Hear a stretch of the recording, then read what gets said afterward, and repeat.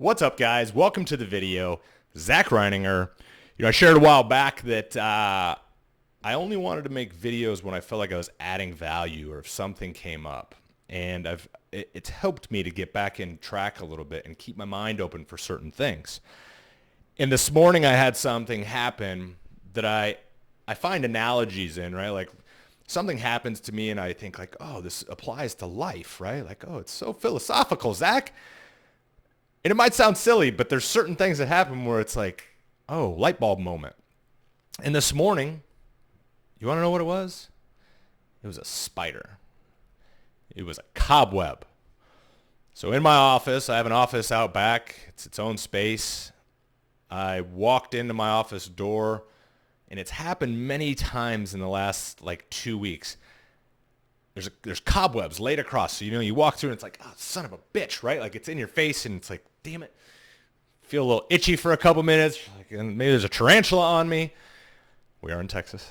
And it was one of these moments where it kind of had this moment of clarity of cobwebs in our life, cobwebs in my life.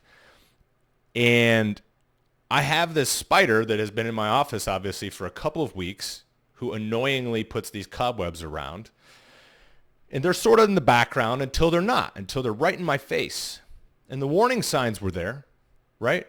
Because I saw them up in that corner over there a couple weeks ago. Little guy, little black guy, tucked up in there, nothing too big or anything.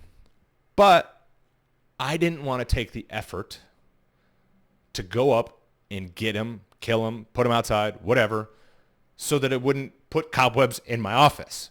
I didn't want to go through the effort because it meant I had to go get a chair. I had to go get a step stool or a ladder to get up to go get him. I didn't want to do it.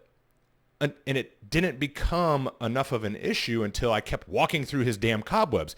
Well, now I'm on a hunt where I'm like, I got to find this bastard, right?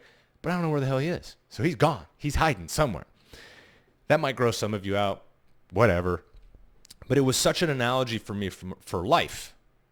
Because it's like, okay, where else do I have cobwebs? Where else are these things that I'm aware of, but I'm not really doing because it's maybe a little too much effort? It's being lazy, right? Just friggin' lazy. And the cobwebs are like, what's sneaking around in the background of my life, slowly setting traps for me, allowing this to build up until one day it's in my face. And it's like, is it my health? Is it my mindset? Is it my family, my friends, my effort? It's, what is holding me back? What is stopping me from doing certain things that I don't want to do? What don't I want to do? It goes back to that quote that I've shared with you from Lane Norton is the magic that you're seeking lies on the other side of the work you are avoiding. The magic you're seeking lies on the other side of the work you are avoiding. And so it made me kind of take a step back and it's like, where can I clear this up? Am I eating too much bullshit food? Do I need to get more sleep? Do I need more movement? Do I have toxic people in my life? Like, do I need to put better information into my head so that I have a better mindset and a better perspective? There's so many things like spending more time with people that add value to my life. And I think for me, one of the biggest ones is and I think we're all guilty of this, but me in particular, is having gratitude for how far I've come. I think I focus a lot on how far away I am from where I want to go, how much more I want to improve in so many different aspects of my life. And that goes back to Dan Kennedy, who does he's like an executive coach, a big marketing guy, things like that. He wrote a book called The Gap and the Gain.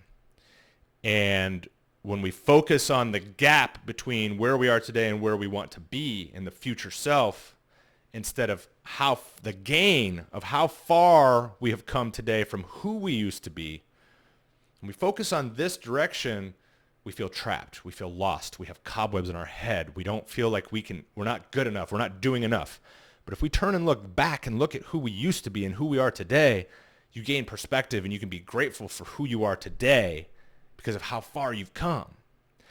And it's this balancing act. You still need to be able to cast out into the future to see who you want to be so you can keep growing. But I think that's where it comes back to me is focusing on how far I've come. I still have a lot of work to do and a lot of places I want to get to and a lot of things I want to do. But I've come a long way. And I'm proud of that. But the cobwebs, it took a spider and the cobweb in a weird ass reminder of like every day for 2 weeks walking into my office and getting smoked by this cobweb. Every day that bastard would somehow come across my door and put it up there. And it needed to happen so that I could be reminded to be grateful for where I am and what I'm doing, keep focusing on what direction I'm going, be conscious of where I was back before, but continual improvement. Where can I go in? Where can I find these spiders? Where can I root them out? Keep the cobwebs out of my life so that my windows are clean and I can see where I'm going. Nothing's going to catch me off guard. That's what I wanted to share. Maybe it resonates with you. Maybe you've got some cobwebs in your life. Is it your health? Is it smoking? Is it drinking too much? Is it your personal relationships? Are there things that you need to do differently?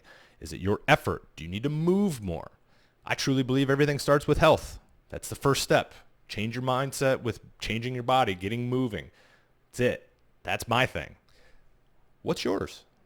What are your spider webs? What can I help with? Can I offer a mental Swiffer to come in and clean that shit out? Let me know. I'm happy to help. I appreciate you guys for watching. I love you. We'll talk to you soon.